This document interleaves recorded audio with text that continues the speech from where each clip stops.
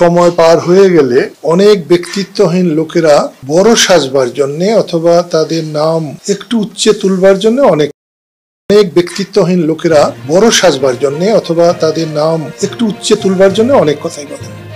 আমি ইলিয়াসকে জানি না, বুঝলেন, কিন্তু কিছুই যে জানি না তা নয়। এখানে একটা জিনিস বলবো, অনেক সময় বলা হয় হুজুগে বাঙালি।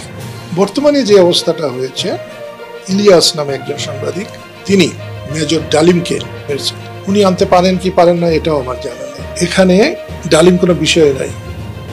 ডালিম একজন খুনি। তাকে কেউ লালন করলে এই অপরাধ থেকে তিনি মুক্ত হবেন না। তিনি সেটা সাহিত্যিক হন, সাংবাদিক হন, সৈনিক হন বা রাজনীতিবিদ হন।